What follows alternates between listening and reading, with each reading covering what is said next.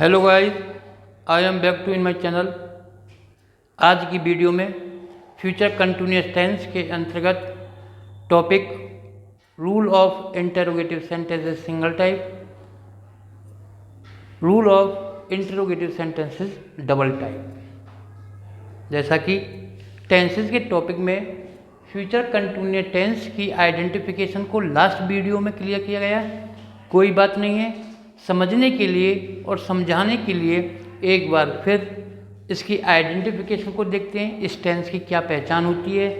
प्यारे बच्चों, साथियों, फ्यूचर कंटिन्यूअस टेंस की जो पहचान हिंदी वाक्यों की क्रियाओं के अंत में रहा होगा, रही होगी, रहे होंगे आदि शब्द समूह का प्रयोग होना और भविष्य में किसी कार्य व घटना का जारी रहना। फ्यूचर टेंस में कल की अंग्रेजी के लिए यस्टरडे का प्रयोग नहीं किया जाता। पास्ट में कल की अंग्रेजी का प्रयोग यस्टरडे के रूप में होगा, लेकिन फ्यूचर टेंस में कल के लिए टुमारो का प्रयोग किया जाता है। बात होती है इस टेंस की हेल्पिंग वर्ब, तो there are two helping verb of this tense, will be और शैल बी। आपको क्लियर किया गया। फिर एक बार फिर से आई और वी के साथ शैल बी का यूज होगा और अदर नाउन्स और प्रोनाउंस के साथ विल बी का यूज किया जाता है।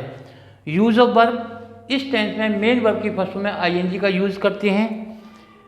Formation of interrogative sentences first type, इस टेंस को इंटरोगेटिव फर्स्ट टाइप को बनाने के लिए बिल और सेल, उसके बाद सब्जेक्ट, फिर नॉट, और बिल और सेल का सेकंड पार्ट जो बी वो सब्जेक्ट के बाद जाएगा।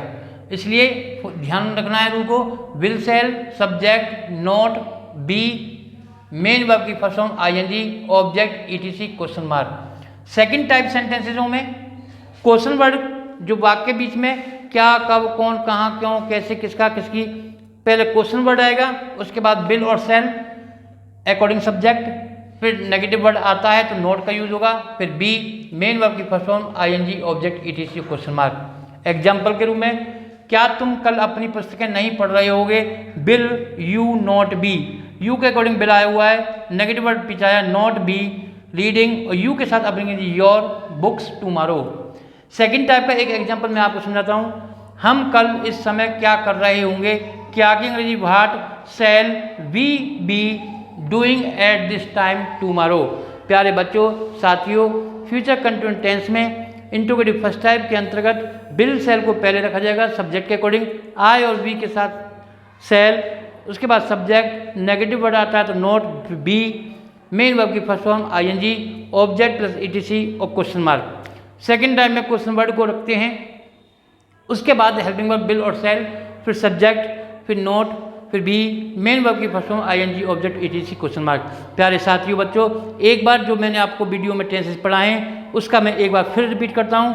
प्रेजेंट इंडेफिनिट टेंस, क्रियाओं के अंत में ता है हैं। इस टेंस की दो हेल्पिंग वर्ब होती हैं, डू और डज। एफर्मेटिव और नेगेटिव इंटरोगेटिव का फॉर्मूला है वो आपको बताया गया। पास्ट इंडेफिनिट टेंस में ता था, थी, ते थे, क्रियाओं के अंत में आना और कल के अंग्रेजी के लिए यस्टरडे का प्रयोग होना। इस टेंस की एक हेल्पिंग वर्ब होती है डिड। फ्यूचर इंडेफिनिट टेंस की यदि बात की जाए तो इसकी पहचान होती है गा, गी, गे क्रियाओं के अंत में, और इस टेंस की भी दो हेल्पिंग वर्ब होती हैं बिल और सेल, जिसमें आई और वी के साथ सेल का प्रयोग और अदर के साथ बिल का प्रयोग। लेकिन जब कोई काम 100% के रूप में हो रहा है मैं वहाँ जरूर जाऊँगा तो आई के साथ बिल का प्रयोग हो जाएगा और अदर के साथ सेल का। प्रेजेंट कंटिन्यूअस में इजमार रहा है, रही है, वर्तमान में किसी कार्य का कंटिन्यू रहना, आई के साथ एम, ही सी इट एक वचन के साथ एज और प्रयोग के साथ आर का प्रयोग और क्रिया के फर्स्ट में आई जोड़ना। पास्ट कंटिन्यूअस के अंतर रहा था, रही थी, रहे थे, क्रियाओं के अंत में आना, और दो हेल्पिंग वर्ब भी उस टेंस की होती हैं वाज और वर, आई और सिंगुलर के साथ वाज का प्रयोग और सब के साथ वर का प्रयोग।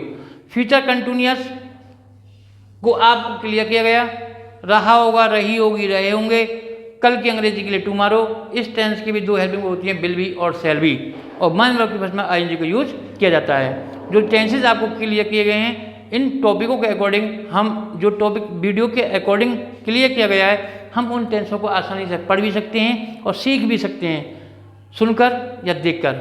Thank you, have a nice day.